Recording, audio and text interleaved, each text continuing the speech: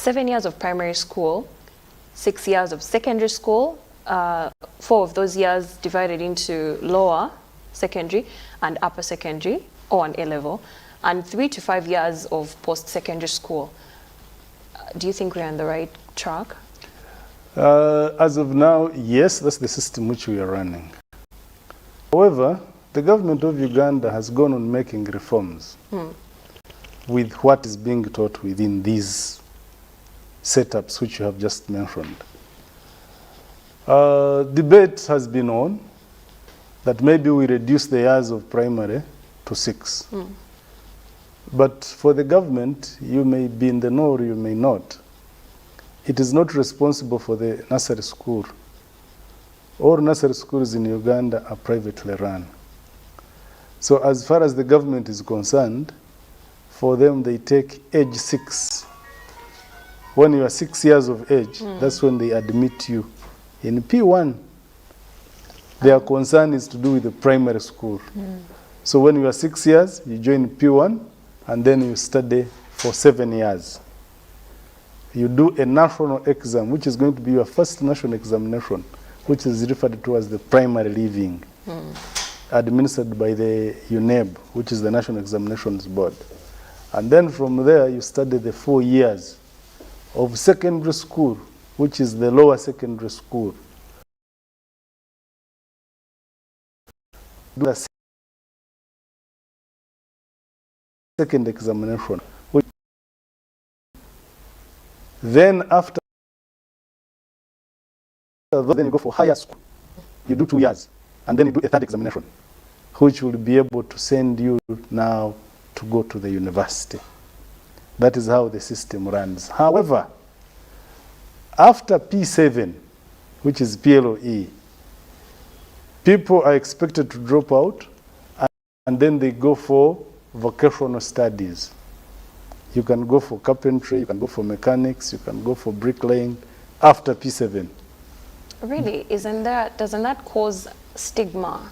Because, you know, as we all know, everyone wants to study primary, go to secondary, go to university. There's this notion that you have to go through the whole thing as a curriculum. It doesn't cause stigma per se, but it's about how you, the parent, as a stakeholder, view education.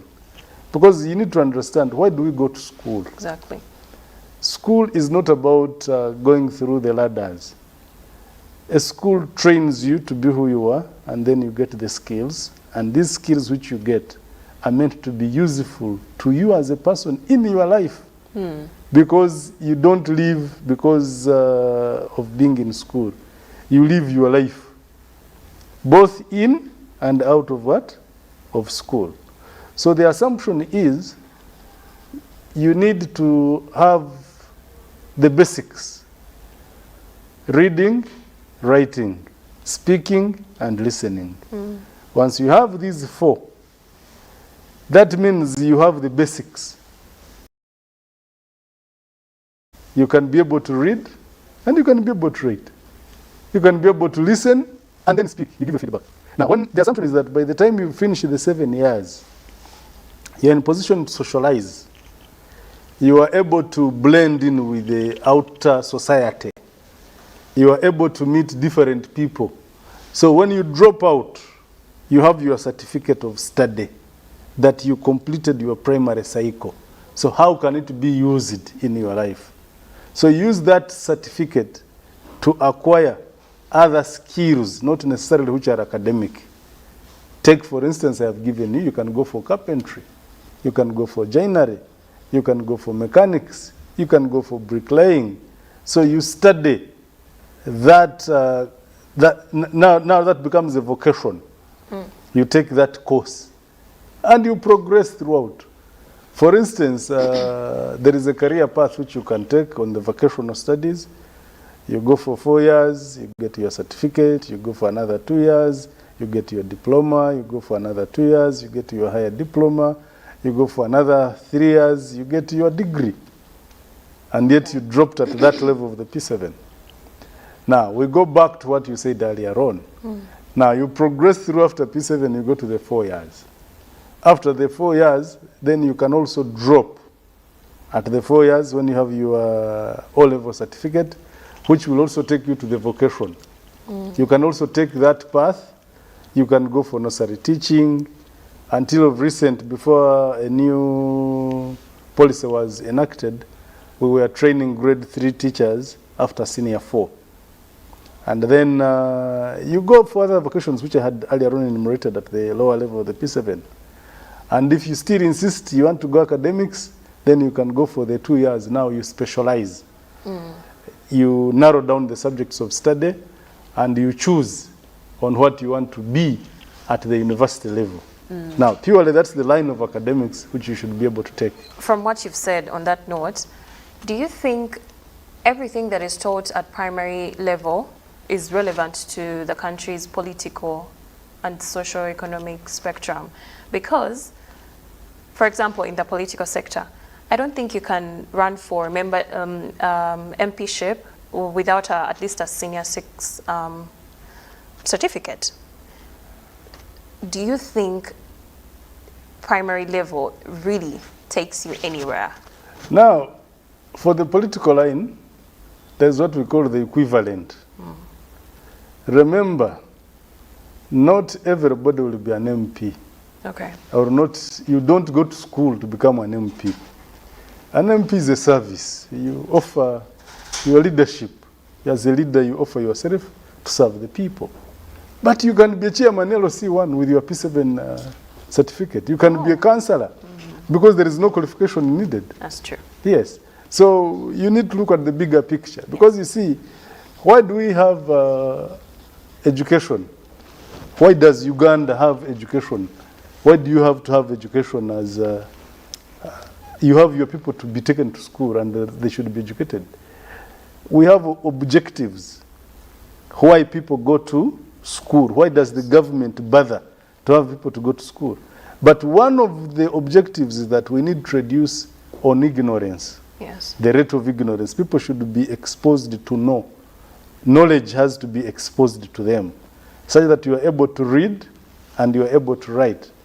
Remember that once the foundation has been given, you can be able to study on your own because you are able to interpret these symbols and signs, and you are in a position to interpret and understand them. That means you are able to manage your life on your own, because the P7, when I talk of the P7, I mean the primary foundation. That basic foundation is able to give you a springboard, which later on in life determines who you become. That's why I have told you it is very, very, very important, because this is basic education. That's why they call it primary. You know what is primary? Yes. If we are to define the English language, the basics. So once you have that primary education, you are able to read, you are able to write. That means you can comprehend and interpret. Yes. So if you are sent to go and buy something at the shop, you will know I have 1,000 shillings. When I buy a quarter kilogram of sugar, how much change shall I be given? So that's the whole essence of being in school, so that you are able to manage your life with ease. If you are going to town, you will be able to read the signpost. And you know now, when I'm going to UBC Studios, the boda will make me reach at the gate, and I will be able to talk to the askar at the gate to explain myself. So that's why you go to school. You have these basics in life. Yes. It's not about passing exams. It's not about to stand and contest. Now, that one comes much, much later in life. But as you go through the cycle of the 7, 4, 2, and then depending, either 3, 4, 5 years at the university, that comes later. Now, that is specialization in the academic line. But as I told you, at the other 3 levels, you can go vocational way. Okay. That was enlightening. Now that we have even social media, people can do online studies after Yes. acquiring the basic skills at primary level. You know, you can teach yourself some things on YouTube, some portals. That's true. So today, teaching in local languages is part of the primary education curriculum. Right. for at least the first 3 years before transitioning to English at grade True. 4. How effective do you think this approach has helped our learners? Good question. Fortunately, you are talking to the originator of that curriculum. I was part of the team who started that thematic curriculum. Okay. So at the national level, we had a panel of 20, and I was among that panel. So I know the start from day one to what it is today. Now, there was a need to reform the curriculum. The government of Uganda did a study, and we realized that there was need to reform this curriculum. So we shifted from the subject-based curriculum to a theme-based curriculum, hence the name, the thematic curriculum. Now, we are talking about use of local language for the 3 years. You are spot on. Why? You cannot have a second language when you don't have the first language. So we have LO1 and LO2. Okay. LO1 is what is commonly referred to as the mother tongue. Why is it called the mother tongue? Because you are born by a mother. Because we are talking about a normal setup. So this mother who mothers you has a language which she uses when communicating with you. On day one when you are born, as you cry, the mother will talk in her language to you, Yes. my baby, depending on which language the mother is using. That's why it is commonly referred to as mother tongue. But in this curriculum, we refer to it as the local language, which we referred to as language 1. Now, if you do not have language 1, you cannot have language 2. You understand? Yes. Because language 1 is acquired, and language 2 is learned. You get the difference? Yes. Now, why did we go for local language? Because the assumption is this local language is the language which is used at home. In the home where this child is coming from, at age 6 to go to school, is coming to school with that language. So we want that language to leave home to go to school, so that when the child goes to school, there is no barrier of seeing a foreign environment. It is the same environment, the language you have come with from home. I'm leaving home, going to school. When you reach school, you are speaking the same what? The same language. Yes. That's why we advocated for local language use for those 3 years. Because at the 4th year, it will become a transition. But you have to be very careful and listen to me with very keen eyes so that you understand these things and I don't get misunderstood. Yes. Now, the policy was at the time, all districts in Uganda were supposed to have district language boards instituted. And then they were meant to have materials produced in the local language for use at school. What does that one mean? Because we have English as the official language in Uganda, it was going to be taught as a subject. So you have local language, which is language 1 now, which you are using as a medium of instruction, okay, at school. But you have English as a language of instruction. Because that would mean you are using English as a subject to be taught. You learn it because you are learning English as a new thing to you. Because for you already have your local language. Now, we got a challenge for the cosmopolitan areas and also the psyche of the parents. The parents believe that speaking English is equivalent to having gone to school, which is not necessarily true, because English is only a language. People speak English as a language even when they have not gone to where? To school. So you could have acquired language as your local language. It could be your mother tongue. True. Because many of the parents are using English in their homes today as their local language. Now, this child is leaving home and is coming to school. Now, for those of you who are using English as your local language, we said it is okay. So let the children use English as the local language. But there must be one other language now that becomes language 2, which has to be taught as a subject in school, which should be the area language commonly used. For instance, let me use Kampala as an example. If you are going to have English as a local language, your children are using English as a local language in school, you have to select one area language which is commonly spoken and teach it to these children as another added language. It could be Luganda, it could be Kiswahili, it could be Acholi, it could be Runyorotoro, it could be any other language, talk of it. But that language should be the most dominating language of the area. Why? Because these children interact with the same environment where they are studying. They will either board a taxi, they will go to the market, they will go to the shop, because they have to have that language. Because there must be what we call functional education. Yes. You understand? That is why the policy talked of having one other local language to be used as a subject, so that these children learn that language and they are taught. Because for them, they are using English as a local what? As a local language. But ideally, when you come with a normal local language, then you use English as a new subject. Yeah, because come to think of it, even when you're having a conversation with someone in English, you subconsciously have to translate it in your head, in your mother tongue. You say it in your mother tongue first, then communicate it Absolutely. in English. So you think local and act global. Yeah. That's Which what it brings is. me to the point of why most urban schools, for example in Uganda today, they've refused to use the local language as a system in their curriculum when they teach their students, but they continue to excel. I don't know what you call excellence. You see, local language use is not only a language, but in it there is what we call heritage.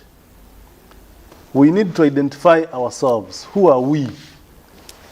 And what identifies you? There are so many aspects which define who you are. And one of them is a language. And that language is part of culture. And culture forms who you are. So what the language you use will be able to identify you. I can be able to identify that so-and-so is speaking this language, so he's coming from this particular area. You understand? Yes. Now, when you refuse to use the local language, now you create what they call confusion in the mind. Now, the level of thinking changes. So you get confused, what are you? You know, you can be mommy, daddy, and a child. All of you, you are not Bazungu, but you are using English Constantly. constantly in the home. Yes. Now, who are you? Now, there is a new concept, which we are calling the global citizens, who don't give a damn to who you are in terms of local identification. All what matters is the new hybrid of who I am. I'm a Ugandan, a global citizen. So in that global citizenship context, this may not necessarily apply. But over time, it catches up with you. Because the identity keeps pulling you. You want to identify yourself of who you are. Yes. That's why you see of late, I think in this current century, this 21st century, you have seen celebrities, especially in the North America, moving to trace for their roots. Yes. So it keeps pulling you back. Now, we need to be serious as a country. We need to define ourselves and see who are we and what do we want. That's true. If the Chinese can be taught in Chinese and the English are taught in English, the Germans are taught in German, why don't we use our local languages, which are very clear, easily understood, and then we are in a position to understand what we are studying, and then we implement what we have studied, and then we learn any other language for use in our life when it is needed. other than being compelled to be who we are not. Yes.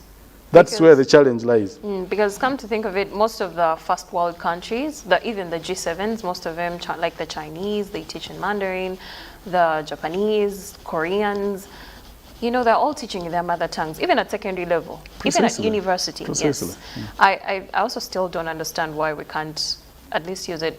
Though we have, you know, optional subjects, there's still options of language. Luganda, even at A level and O level, Luganda, French, and all that stuff. But yeah, I think it's helpful though. These are languages, because you see, what the whole essence of this, the way how the curriculum was constructed, these 3 years are meant to give comfort to the child in school, so that the child doesn't find it a problem. Not this business of saying stony ginger. Yeah. The child will get confused. What are you talking about? Yes. So use the language of the what? Of the child, Yes. so that you are in a position to understand each other. But remember, as you are discussing with this child in the local language, the child understands you very well. The child is able to write that language. The child is able to read that language. At the same time, you are also introducing a second language. The child is in a position to learn that second language which is being introduced to him or her to learn. And that language, as I have told you, I earlier on explained it to you, it is either English or any other area local language widely spoken. Now, you transit and go to P4 year, to the P4 class, which becomes a transitional year. Now, the P4 class being a transitional year, now here, the language of instruction changes. Now, here, the child, you will be using English to communicate, because it is the official language for the country.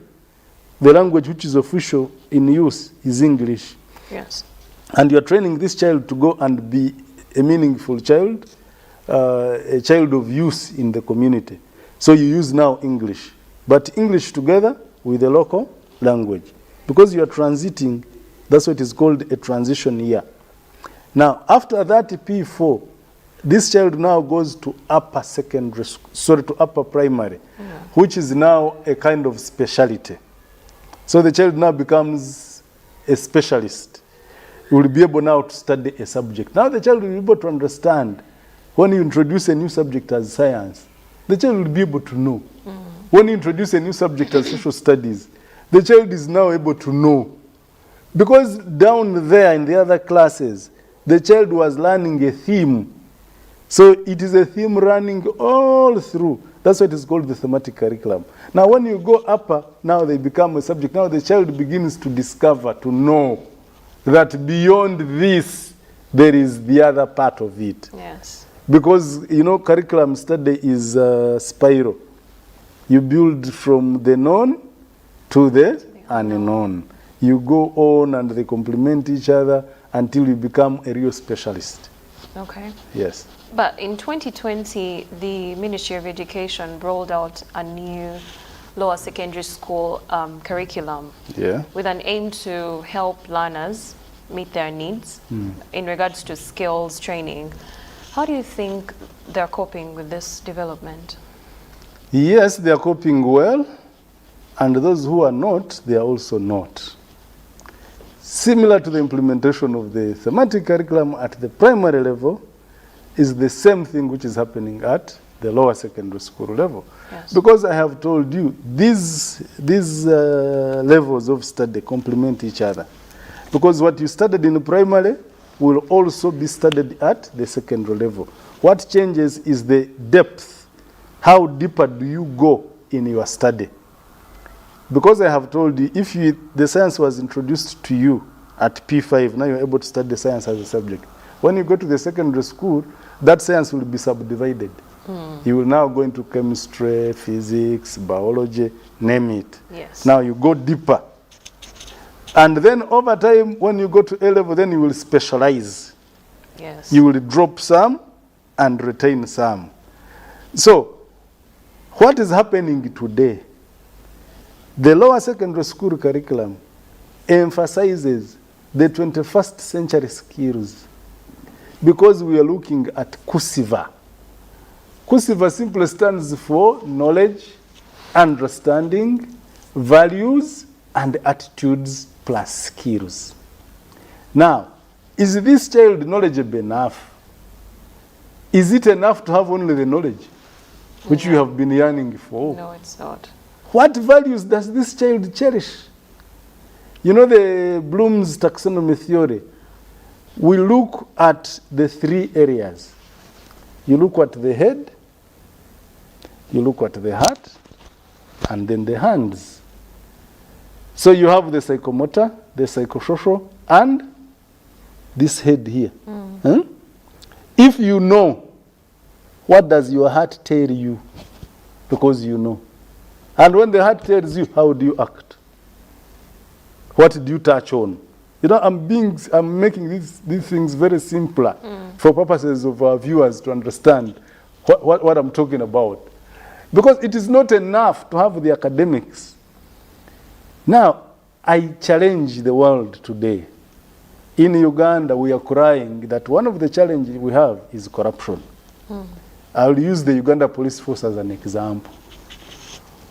All these DPCs today, they are graduates. They hold degrees. Yes. A district police commander today has a degree because Cavalier has produced these graduates in the police. Okay. A good number of these commanders in the CID, they are degree holders. But the question is, why are they corrupt? Is it because they don't know? They are knowledgeable enough. But our education system has not touched on their heart, and it has not touched on their hands enough.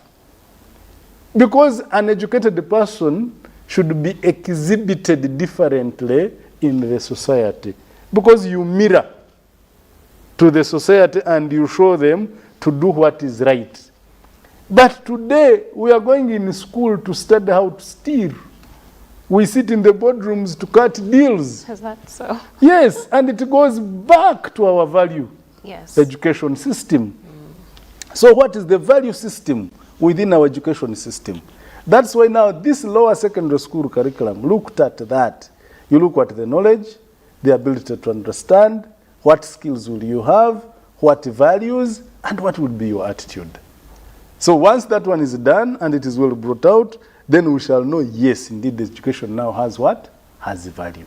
It is not just a matter of going to school and you pile up academic documents and you have qualifications. That's not enough. Are you saying now to schools and teachers, administrators should reinvent passion among the students, depending on whatever they've chosen to pursue? Well, it is not reinventing. You see, study is natural. When you're in school, it should be natural because I should be able to identify you and nurture your talent. It comes out, it is natural. It comes out in you because that's why you go to where? To school. Yes. To identify. Not all of us will be academicians in school, for heaven's sake. Yeah. But today's schools are mostly focusing on grades. What are we producing, that pressure on students? And that is why the curriculum was reformed. Yeah. The lower secondary school curriculum. Yes, those ones for the grades will always be there because academicians are academicians. But not everybody is an academician. Yes. You understand? There are those whose interest is totally in football. However much you grill him with your biology and your chemistry, he's not interested. That's true. And then there is somebody who says, I don't want to hear anything to do with music. I don't want to know.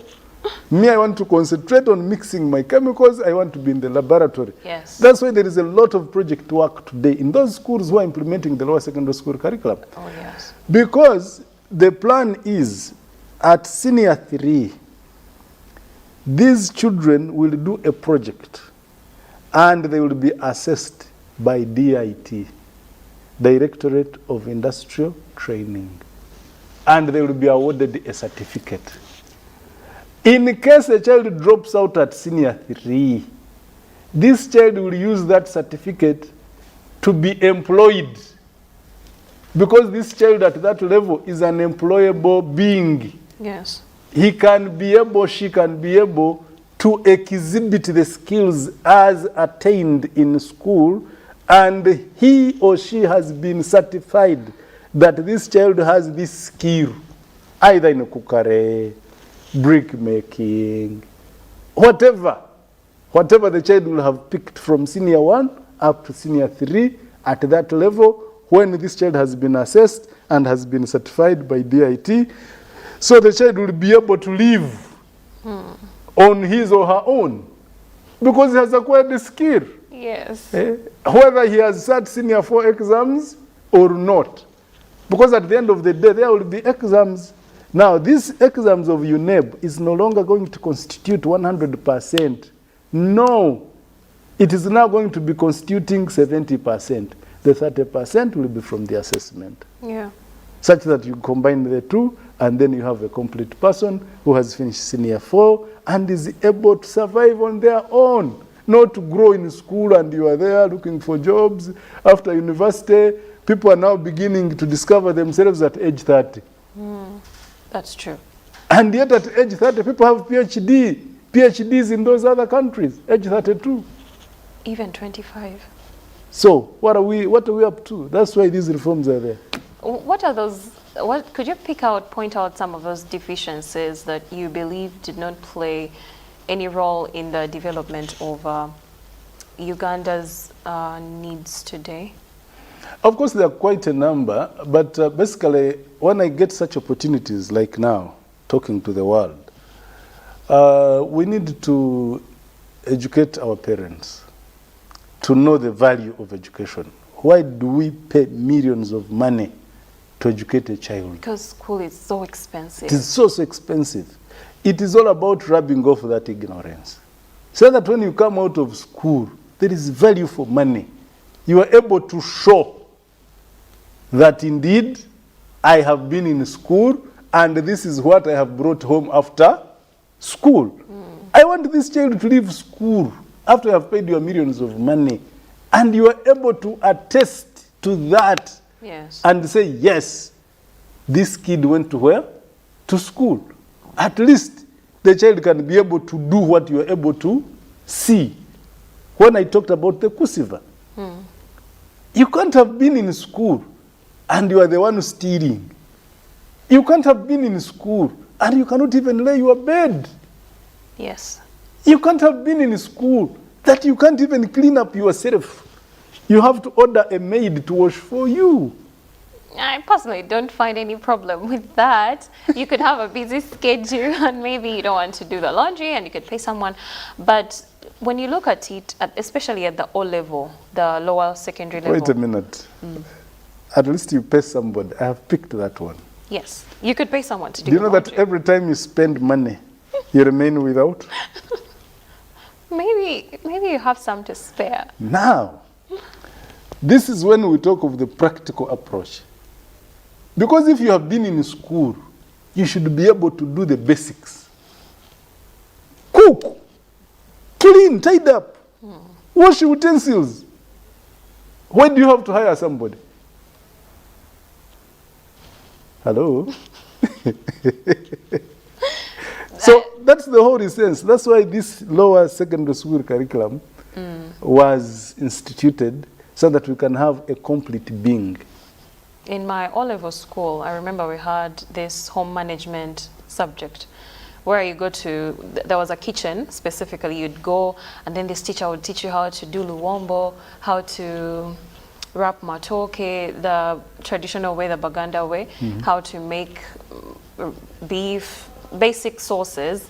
And some classes were, for example, me, I was in love with music. I love singing, I'm a singer, but we didn't have any classes, any music classes. So I had to like squeeze myself in choirs and make sure I'm singing and doing something that I love. But some schools don't have that. Exactly, and that's why this lower secondary school curriculum was introduced. Because we should be able to identify the skills and talents of these learners. And then nurture these talents to help the learners grow.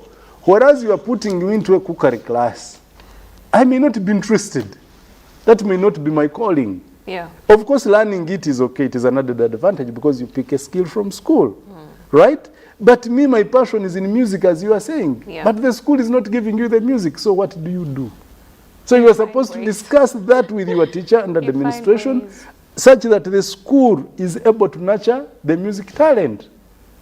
That is why you see schools are crying that this curriculum is very expensive. Yes. But education has always been expensive. It is not, you know, for us, we decided to go for the shortcut of passing what? Exams. Yes. And we have killed the system, and no wonder that's why we are the way we are. Because I feel like there's so many subjects in O-level. Can you believe the time I did my O-level, I had 18 subjects to do. Accounts, matter, entrepreneurship, language, all this. I do not think it's really that relevant today. They should introduce maybe those the skills. They should introduce music classes in basic secondary schools, like the ones that are pursuing grades so much. I feel like some of those subjects are irrelevant. Now, what is happening, even today, it is expected when you reach senior 3, you drop what is not of use to you as what? As an individual. You retain the compulsory subjects and what you feel in you that they will be relevant, they will be of relevance to you in your life as you grow your career. Yes. Which was not the case before. Of course, there are those compulsory subjects. For example, mathematics. Yes. Life is about mathematics. If you cannot count, if you cannot add, if you cannot estimate, you're in trouble.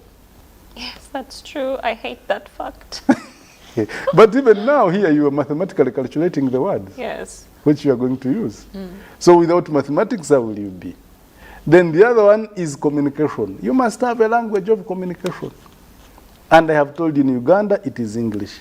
But in English, you could as well have dropped it, because not every language is English.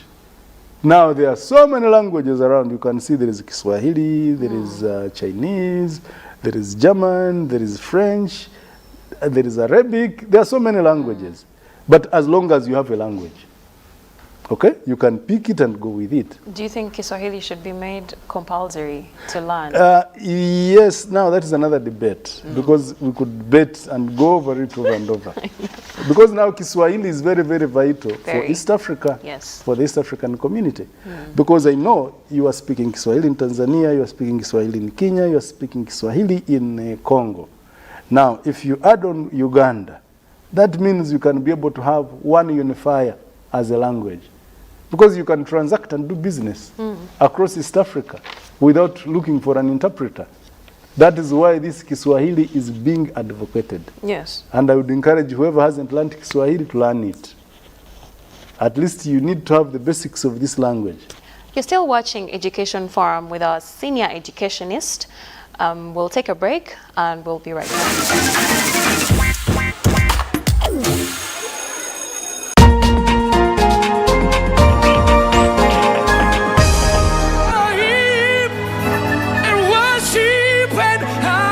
Praise the Lord so much.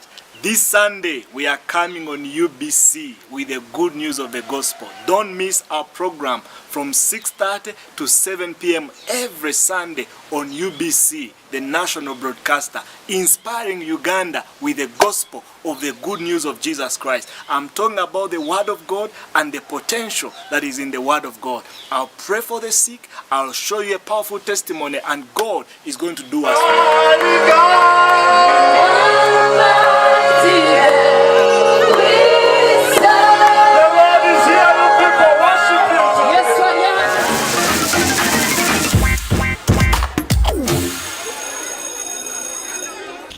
Welcome back.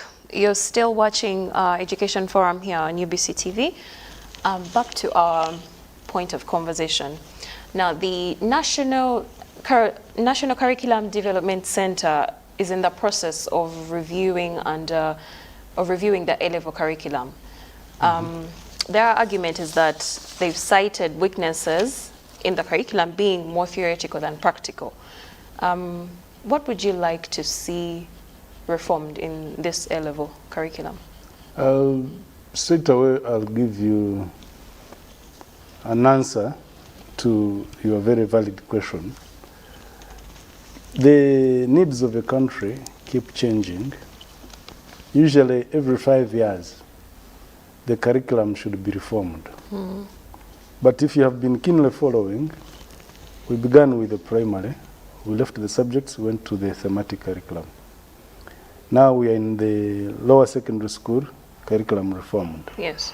So it naturally comes that we have to go to the A-level reform.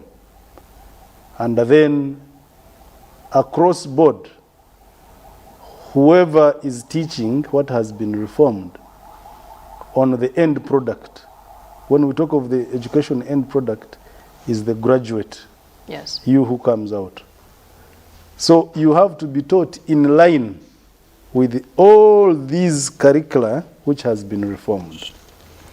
Now for this particular A-level, I would wish to see a real product at a specialty level. By the time you finish senior 6, you should really show cause why you went to study for the 2 years in society. Yes. You should be able to be a specialist. Now, I'll give you a simple example. At a personal level, me as Godfrey Busobozi, I'm very, very uncomfortable with universities taking our cream de la cream, teach them pharmacy. They qualify as pharmacists, and they end up dispensing drugs in pharmacies.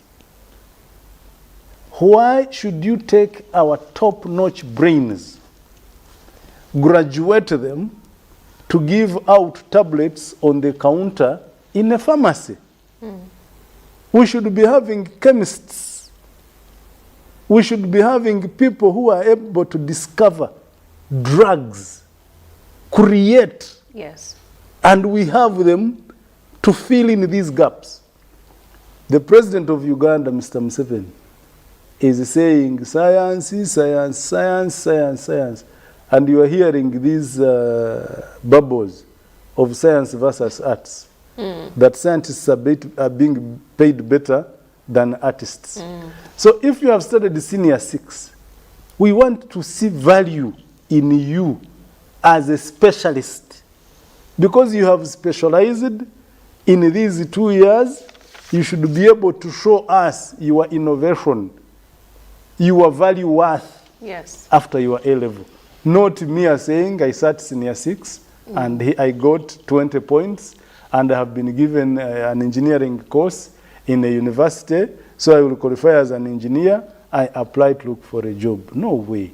You must be able to solve society's problems even before you go to the university for further specialization. Now, do you think science courses have an upper edge compared to arts and humanities? I don't know what you mean when you talk of having an upper edge. You see, these subjects complement each other. Yes. Science cannot stand alone without an art. Nor can art stand alone without science. What brings in the difference is the area of specialty. You only specialize and you are more inclined to this. Yes. For instance, see the clothes we are dressed in. Were they designed by a scientist or by an artist? See the studios where we are seated. This beauty, is it an art or it is a science? I think both. So, these subjects complement each other. Yes, they do. What happens is that you specialize and you have an area of specialty. And us as educationists, that's why we are telling the politicians to back off these issues of education such that we do not distort the teaching learning process and we stay on course to have a better product at the end of the day. Okay. Thank you so much for enlightening us on that, because you would not believe how people treat, we used to call them arters and sciencers. The sciencers usually took themselves to be better off than the arters, and it made those, I was an arter I'm proud to be an arts. It made us feel a certain way, like maybe we're not as smart or as competent as them, you know? Well, it is all about the psyche. Because if they were better, can they do what you do? Oh, most of them, no, they can't. So that is exactly what I'm talking about. Because each one in us, we have what we call our internal strength within us. So education should be able to nurture that inner strength in you, and then it gets reflected. Like you see a flower, it doesn't just blossom out of the blue. It takes time, it comes out and then it flowers and it produces a very beautiful what? Flower. But these flowers are of different colors. The same thing applies to us in human beings. So you can be a scientist, you can be an artist. Yes. But that doesn't mean that you are more of value than I am, because I'm doing art and for you are doing science, so science is more valuable than my art. Now at the moment, it is the needs of the country. Because now we want the science to fix the problems that we do have. At such a time, when it comes that we no longer now need the scientists, we want the artists, then we shall have the artists to fix the problem that could be there, which is an art problem. You understand? It is not that this one is is of higher value than this one. No, no, no, no. They all complement each other. They are complementary. Now let's talk about how students are being examined during national examinations. For example, examiners have always wanted UNEB to overhaul the assessment on how to like determine students' capabilities. Do you think we can have other alternatives? The assessment is going to change totally. Okay. It's not going to be the usual assessment. And those of you who have parents, you see the report card when it comes home. Those ones who have children in senior 1, senior 2, you will be able to see that you are now getting a detailed report card, and the highest mark on that report card is a 3. So if you are unable to interpret what that 3 signifies, it automatically sets a precedent for the UNEB. Okay. What does 100 mean? What does 90% mean? Yes. So now we want a detailed report. What can the child do? Yes. That's what we are assessing. The child is able to do A, B, C, D. Yes, if you are assessing and saying the child is able to add, how many digits can this child add? The child is able to speak. How many words of English can this child speak? The child is able to read. At what speed is this child in position to read? So this, what can the child do, is what we are looking at. Yes. Now, the government has introduced Skilling Uganda programs to create employable skills and competences relevant in the labor market. And yet we still struggle with unemployment, especially amongst the youth. Even those with degrees and skills acquired. How do you think this is helping in any way? Of course, Skilling Uganda is the way to go. There are very many people who have skills, but they didn't have the opportunity of going to where? To school. But they have the skills in them. Did you know that the movers of this economy called Uganda, majority of them are not you, the educated, Yes. you, the elite. It is these people who are moving On the ground. on the ground Yes. that we are who we are. So when you skill this population, these young girls, they are able to do braiding and weaving. These young girls are in a position to start their own stalls. These young boys, they are in a position to start their carpentry workshops. They are able to start their mechanical centers. They will be in a position to fabricate and produce spare parts for what will be needed in the automobile industry. Yes. Or they will be in a position to produce the beautiful artificial hair, which will beautify you ladies. Or they'll be able to come out with such a dress like my shirt, the tie and the dye. So that's what we are looking at. So unless we have skilled our country, we shall remain theoretical, talking with lesser action. Yes, we should, I think, go practical mostly and help our people acquire more skills and learn actual things that can help you in real life. This was so interesting, specifically the curriculum reforms, because I'm personally exhausted on behalf of the students. This is so good. It has been so educative. I hope you guys have learned something as much as I have. Thank you so much for joining us, Mr. Godfrey Sobozi. It was so good to have you. We hope to have you another time. Always a schedule pleasure. allows. Thank you so much, and have a good day. Thank you. And to our viewers, thank you for tuning in. We'll see you next time, same day at UBC Television. I'm Maureen Babidia. God bless you.